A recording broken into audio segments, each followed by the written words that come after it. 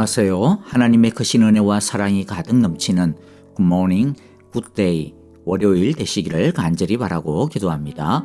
먼저 찬양을 드리겠습니다. 우리 마음과 목소리를 모아 두 손 들고 찬양합니다. 함께 찬양하겠습니다.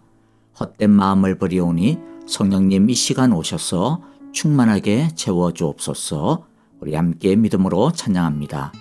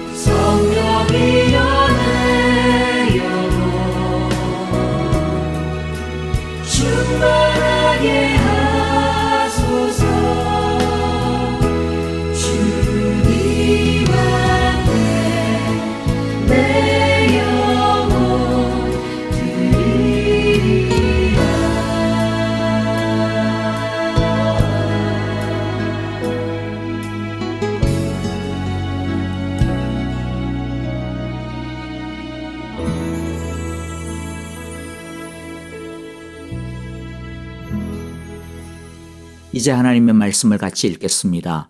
오늘의 말씀은 출애굽기 38장 1절부터 20절입니다. 1절 제가 먼저 읽습니다.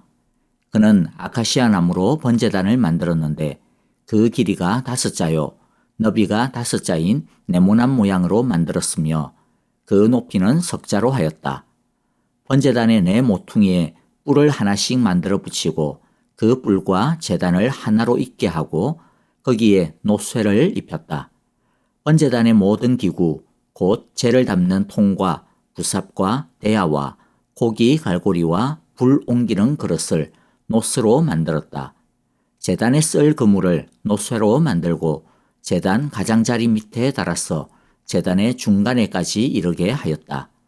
놋 그물의 네 모퉁이에 채를 끼우는 데 쓸 고리 4개를 부어 만들었다. 아카시아 나무로 채를 만들고 거기에 노쇠를 입혔다. 이 채들은 번제단 양옆에 고리에 끼워서 그것을 운반할 수 있게 하고 번제단은 널빤지로 속이 비게 만들었다. 그는 물두멍과 그 받침을 노쇠로 만들었는데 그것은 회막 어귀에서 봉사하는 여인들이 받친 녹거울로 만든 것이다. 그는 성막들을 두르는 울타리를 만들었는데 가는 실로 짠 못이 휘장으로 울타리를 둘렀다. 그 남쪽 휘장은 백자로 하였다. 휘장을 칠 기둥 20개와 그 밑받침 20개를 노쇠로 만들고 그 기둥의 갈고리와 고리를 은으로 만들었다. 북쪽에도 마찬가지로 백자가 되는 휘장을 치고 기둥 20개와 밑받침 20개를 노쇠로 만들고 기둥의 갈고리와 고리를 은으로 만들었다. 해지는 쪽인 서쪽 울타리는 쉰자가 되는 휘장으로 하고 기둥 10개와 밑받침 10개를 만들었다. 그 기둥의 갈고리와 고리를 은으로 만들었다. 해 뜨는 쪽인 동쪽 울타리도 쉰자로 하였다.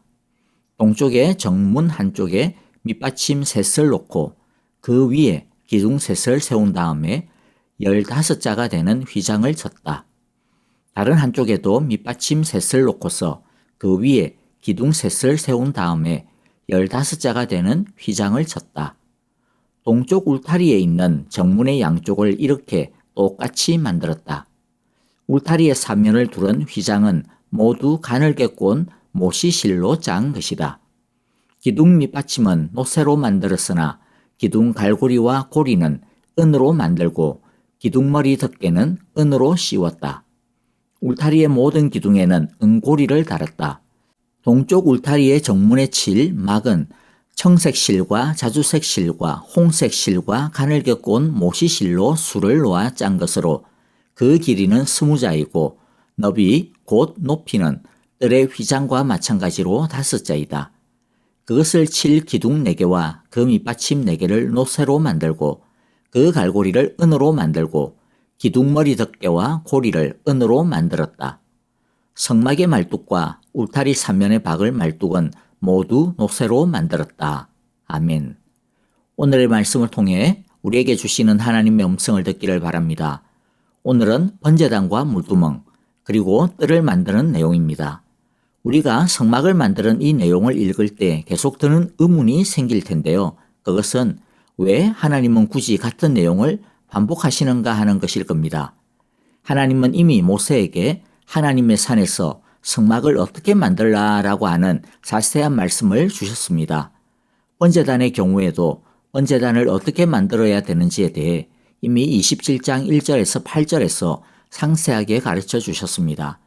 그리고 오늘 1절부터 7절까지 그 내용 중에서 번제단을 실제로 만드는 장면을 보면 앞에서 하나님께서 가르쳐 주신 내용과 다를 바가 하나도 없이 똑같이 만들었습니다.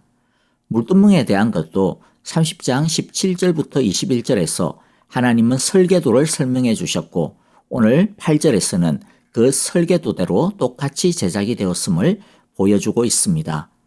성막의 뜰도 마찬가지인데 27장 9절에서 19절을 보면 하나님은 뜰을 어떻게 만들어야 되는지에 대해 가르쳐 주셨고 오늘 9절에서 20절에는 역시 동일하게 하나님께서 명하신 대로 만들어졌다라고 하는 것을 우리에게 설명하고 있습니다.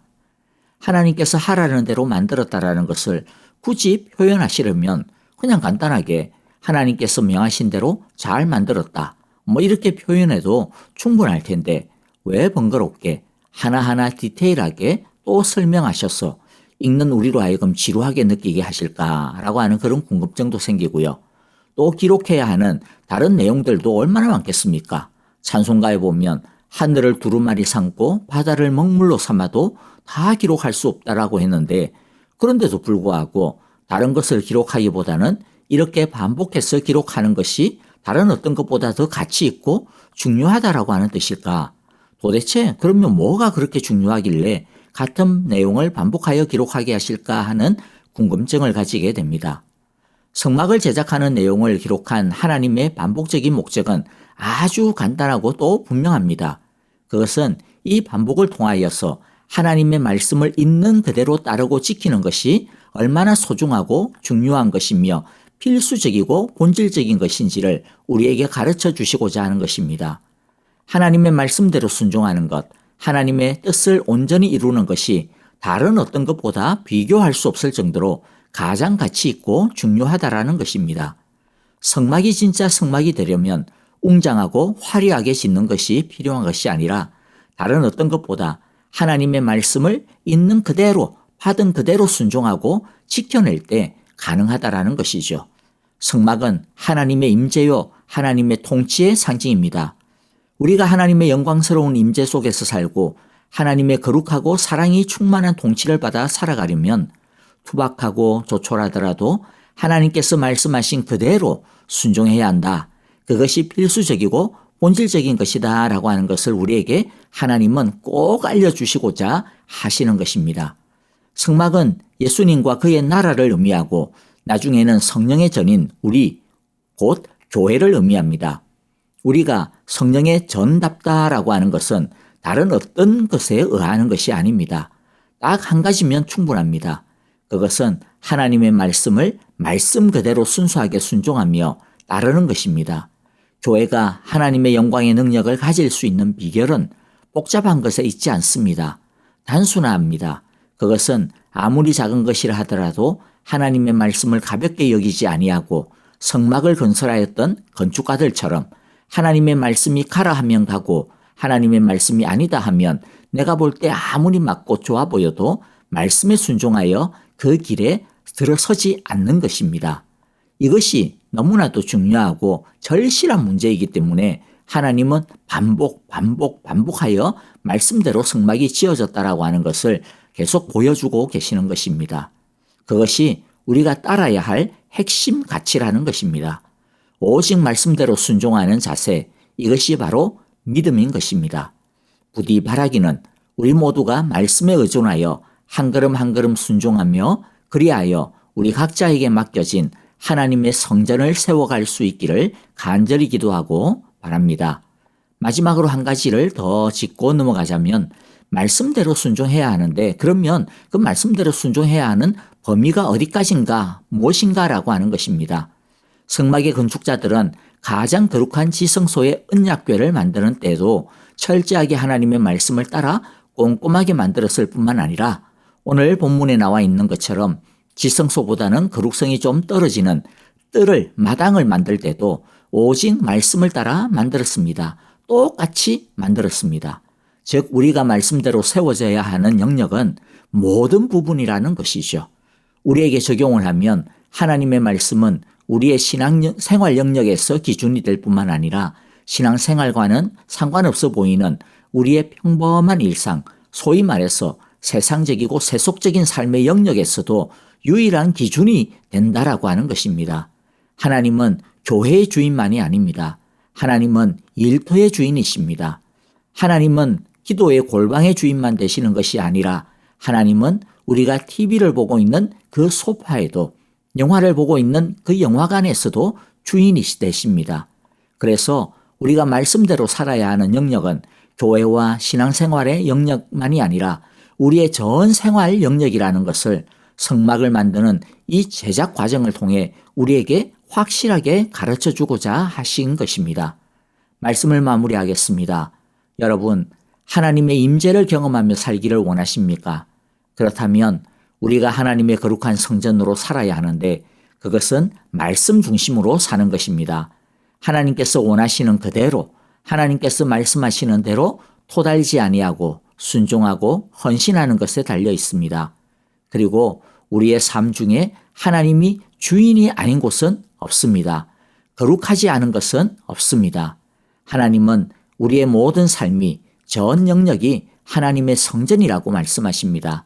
따라서 우리는 교회 생활과 신앙 생활에서도 거룩할 뿐만 아니라 우리의 평범한 세상의 삶도 거룩의 원리를 따라 살아야 하는 것입니다. 모든 영역에서 하나님의 뜻과 말씀에 순종하며 살아야 합니다. 에이, 이건 지성소도 아니고 번제단도 아니고 등잔대도 아니고 그냥 뜰인데 뜰이니까 내가 원하는 대로 좀 바꿔서 만들어 가도 되는 거 아닐까? 여러분, 이런 자세는 허용이 되지 않습니다. 아무리 보잘것없어 보이는 뜰이라 하더라도 우리 마음대로 우리가 주인 노릇해서는 안 됩니다. 철저히 하나님이 지시한 대로만 만들어야 하고 경영해야 하며 순종하며 살아야 하는 것입니다. 우리 모두 성막 제작의 정신, 즉 오직 하나님의 말씀대로라고 하는 믿음과 이 정신으로 하나님께서 우리에게 맡겨주신 내 삶과 인격이라고 하는 성막을, 우리 가정이라고 하는 성막을, 우리 사랑의 교회라고 하는 이 성막을 세워나가는 신실한 건축가들이 다 되시기를 기도하며 축복합니다. 오늘의 말씀을 마음에 새기면서 함께 헌신의 기도를 드립시다. 감사할 것은 감사하고 회개할 것은 회개하며 결단할 것은 결단하는 기도를 드립시다. 교회를 위하여 기도해 주실 때 우리 사랑의 교회 비전을 두고 기도합시다. 예수님이 보여주신 대로 하나님의 나라의 복음으로 사랑하며 가르치며 전파하며 치유하는 교회를 세워가게 하소서라고 기도합시다. 형제자매들을 위하여 기도해 주실 때에 아프신 분들 항상 마음에 품고 사랑으로 기도해 주시기를 바랍니다. 항암 치료받고 계시는 박정은 집사님, 그리고 박윤경 정계자 전도사님, 노창덕 황순금 권사님과 이두상 집사님을 위해서 한국에서 치료 중인 우리 김윤호를 위하여, 그리고 그 외에도 우리 형제자매들을 기억하며 이 시간 기도하기를 바랍니다. 오늘 선교지를 위하여 기도해 주실 때 오늘은 조선인 교회를 위해 특별히 기도해 주시고요. 또 특별히 우리 조선인 교회 사모님을 위해 기도해 주시기를 바랍니다. 신장에 암 종양이 있어서 이번 주 화요일에 수술을 받으십니다. 심하지 않은 것이라고는 하지만은 암세포가 깨끗하게 제거가 될 수 있도록 기도해 주시고, 그리고 신장을 떼어내는 수술이기 때문에 나중에 건강하게 잘 회복되어질 수 있도록 기도해 주시기를 바랍니다. 여러분, 오늘 하루도 말씀대로 건설하는 거룩한 성막 제작자들이 다 되시기를 바랍니다. 안녕히 계십시오. 감사합니다.